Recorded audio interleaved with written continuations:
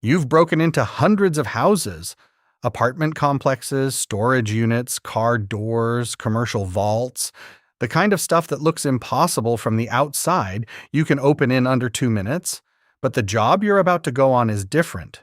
Because this time, the address on the work order is yours, your own front door, your own lock. And someone is standing right behind you, watching every move you make. Here's how a normal Tuesday becomes the worst day of your professional life. You've been doing this job for 11 years. Started as an apprentice under a guy named Mitch, who ran a one-truck operation out of a garage in Clearwater, Florida. Mitch was the kind of guy who could actually feel tension in a pin stack. He'd close his eyes, work the pick, and tell you exactly how many pins were binding.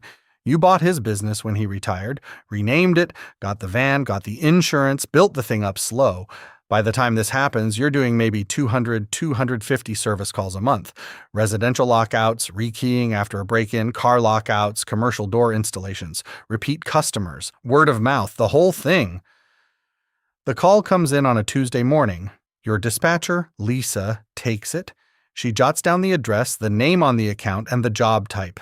Residential lockout. Client locked out of their property. Standard stuff. Happens maybe 40 times a week. She hands you the slip, and you're out the door in 90 seconds. You don't think twice. The neighborhood is 20 minutes away. You've actually worked in that area before. A rekeying job, maybe 2 years back, after a tenant moved out without returning keys.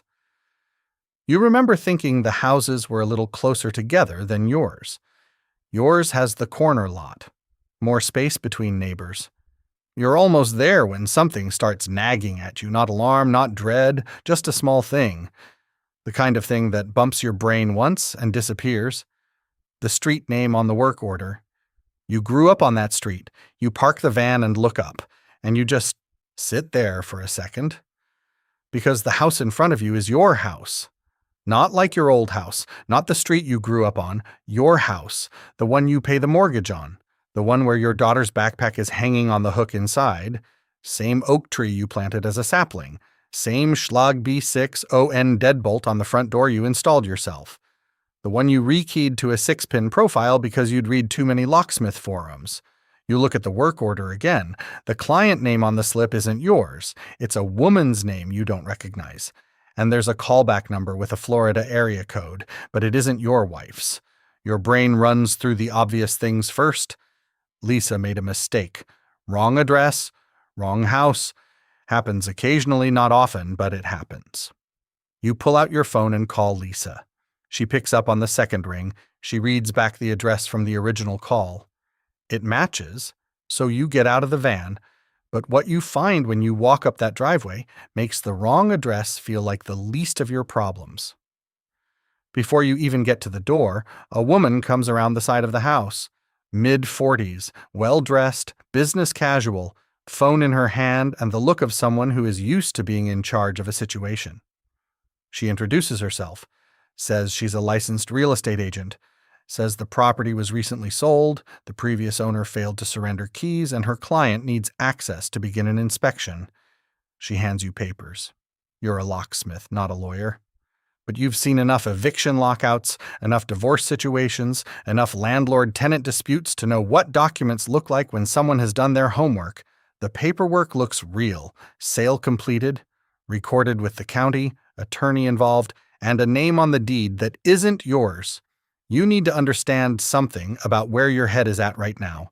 Because at this point, you might think you'd know exactly what was going on. You don't. You understand the lock in front of you. 6-pin Schlag, high-security keyway, anti-pick pins on positions 2 and 5. You installed it. You know its tension points, its shear line, the exact rotation needed to throw the bolt. What you don't understand is how your house has a deed in someone else's name. But you're about to find out. And it's going to get a lot worse before it gets better. You call your wife. She doesn't pick up.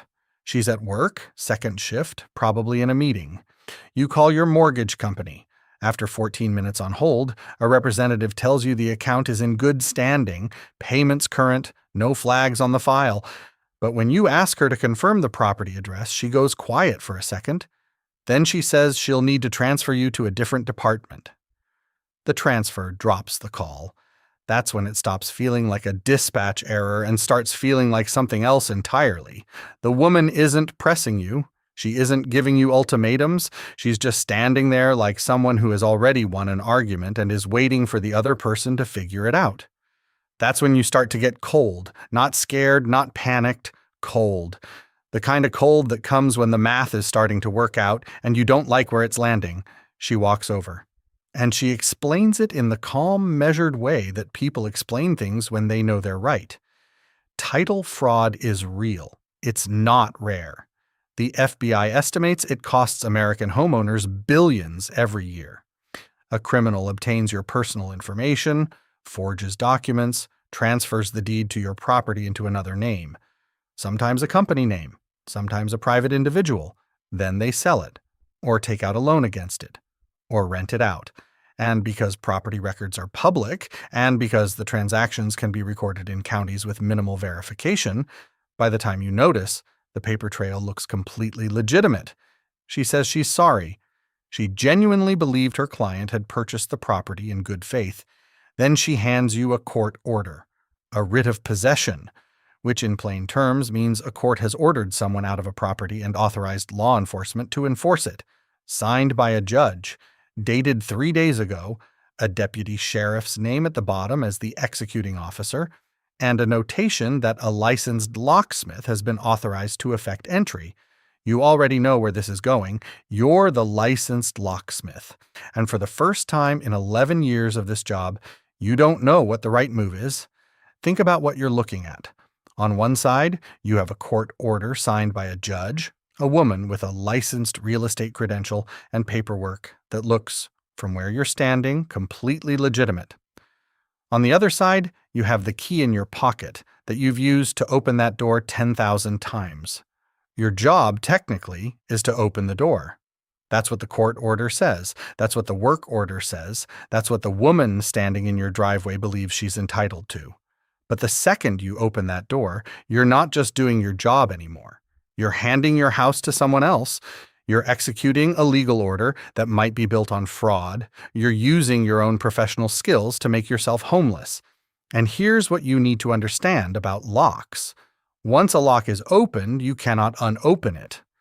While you're standing there doing the math, a Hillsborough County deputy sheriff pulls up. Big, calm, professional. He has a copy of the writ in his hand before he even gets out of the car. This isn't his first rodeo. He introduces himself, confirms the address, confirms the order, and tells you that under Florida Statute 83.62, he's authorized to direct a licensed locksmith to facilitate entry. You ask him if he's verified the underlying property records. He says that isn't his job. His job is to enforce the court order. You ask if you can have time to reach an attorney. He says you can do that from inside your vehicle and that he'll give you 15 minutes. 15 minutes, and the clock is already running. You call every number you have, your wife, voicemail, your brother-in-law who's done some real estate work. Voicemail, a family attorney you've used once for a contract dispute. Voicemail, then you call 911. Not as an emergency, but to ask if you can file a report while standing on a property you believe is yours. The 911 operator tells you that is not how 911 works. 12 minutes in, you get a call back. It's an attorney. Not yours. Hers. The agent had been on the phone with legal counsel the entire time you were sitting in the van. He walks you through it, and genuinely walks you through it like he's explaining something to a child, but without condescension. The property was sold 6 weeks ago in a fraudulent deed transfer. The woman who bought it, his client, had no knowledge it was fraudulent. She's a victim too. 2 legitimate victims, 1 house, 1 court order, and 1 locksmith standing in the middle of it. What he tells you next is the part you aren't ready for. If you refuse to comply with the writ, you could be held in contempt. If you comply, you retain the right to contest the underlying transaction through civil court. The court process will take time. You need to consult your own attorney. Then he pauses and says he's sorry. You sit there for a moment, and you think about Mitch. Mitch used to say, the lock doesn't care who's holding the pick. It opens when you work the pins right. The lock doesn't judge, he was right. but you do. You get out of the van, you walk up to the deputy and tell him you're going to comply with the order. Not because you believe the paperwork is right, not because you've given up, but because fighting a writ of possession on a driveway with a pick set isn't going to win anything. The place to fight is in a courtroom. He nods. You walk to the door. You pull the tension wrench. Pull a short hook, 0.025 gauge. You insert the wrench into the bottom of the keyway. Apply light rotational pressure, clockwise, just enough to load the pins. You insert the hook and work pin 1. Then 2. Feel it bind. Set it. Pin 3 is already sitting, common in a lock that's been opened the same way for years. There's a slight wear pattern on the driver pin. 4, 5, 6 is a spool pin, anti-pick. You feel it over-rotate, release a hair of pressure, let it sit false set, then reload and finish the shear. 22 seconds. The lock opens. You don't go inside. You stand on the driveway and call your wife again. She picks up this time. You tell her what happened. Not everything, not right then. You just tell her to come home, that you need to talk, that she shouldn't go inside the house if she gets there before you do. She asks what's going on. You say you'll explain when you get there. What happens after that takes 4 months. Your attorney files a motion to vacate the writ within 48 hours. The underlying deed transfer gets traced to a fraudulent notarization. A public notary whose stamp had been used without their knowledge, which is a felony in Florida. The fraudster had sold your property to a cash buyer, pocketed the proceeds, and was 3 states away before anyone noticed.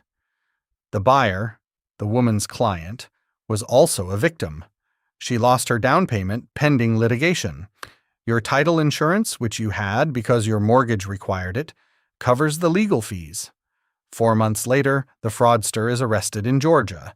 You get your house back on paper in month 2. You get back inside physically in month 3 after an emergency injunction. 2 months of your family living in a rental, $8,000 out of pocket before the insurance reimbursements come through, and one very specific conversation with your daughter about why you're living at Grandma's house for a while. The deadbolt is still there when you get back. They hadn't changed it. You rekey it the day you move back in. 11 years of this job and you thought you understood locks. You do. You still do. But that Tuesday in your own driveway teaches you something that no amount of technical skill prepares you for. The lock is neutral. The law is complicated. And the worst situations aren't the ones where someone is clearly wrong. They're the ones where everyone is doing exactly what they believe they're supposed to do. The deputy was enforcing a lawful order. The agent was representing a legitimate buyer. You were complying with a court document. The buyer was a victim, and so were you. After this, you start telling every residential customer the same thing. Get a title monitoring service. They exist, they're cheap, and they send you an alert anytime a document is recorded against your property in the county system. Some are free through county clerk websites. Get title insurance if you're a homeowner, especially if you own outright.